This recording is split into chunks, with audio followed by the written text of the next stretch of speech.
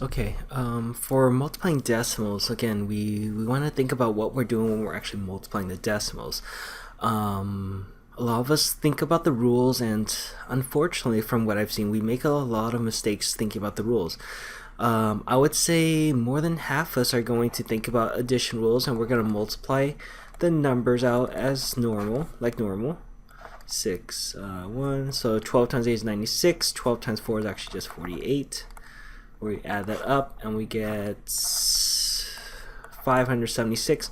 And a lot of us thinking, okay, well, we just move the decimal straight down, something along that line, okay? Or a strategy very similar to that. But if we kind of think and estimate, we're thinking, okay, this is close to 1, this is close to 5. So our solution, our product should actually be around 5, not 57 or 58. So we need to figure out what's wrong with this. Now, the best way to do that, what we've covered in class, was, well, we could think of it as a fraction. 1 and 2 tenths is 1 and 2 tenths. 4 and 8 tenths is 4 and 8 tenths. Okay, and to multiply, we're going to actually multiply this out as a fraction. We're going to see what our result is. So to multiply fractions, we need to convert the mixed numbers to improper fractions. So we're going to say this is 12 tenths. We're going to say this is 48 tenths. Okay, so 12 tenths times 48 tenths. Okay, 12 times 48, we kind of did the multiplication here already, is 576 over 10 times 10 is 100. Okay, well, if we simplify this just a bit, not all the way, but if we just look at the whole number, okay, 576 out of 100, we have 5 wholes because 5 hundredths goes into the 576.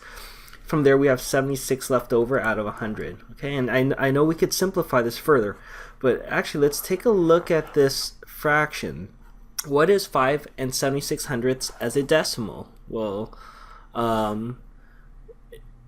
it's out of 100, that means it's 76%. If it's 76%, that just means it's going to be 5 and 76 hundredths. And that's also why we have to say and read the fractions and decimals correctly. Okay, now we notice the products here look very similar, but in this case the decimal is off a place value. So let's actually do it correctly and come up with a rule for this, okay? Again, we're going to multiply 12 times 40, 1 and 2 tenths times 48, 4 and 8 tenths, but we're going to ignore the decimal, so we're actually going to multiply 12 times 48, which again is, what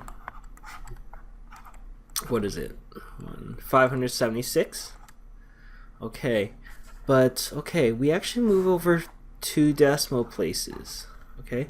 And if we don't convert it to a fraction, multiply as a fraction, well, how do I remember that? Well, I remember that by counting out how many place values total there are after the decimals, okay?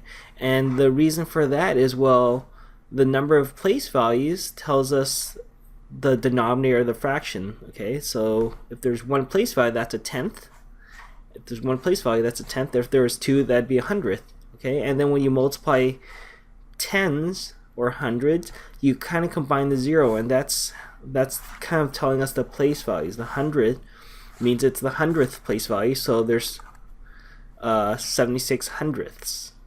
Okay, so again, when we multiply decimals, we count the number of place values after the decimal, and we move it to the left that many times.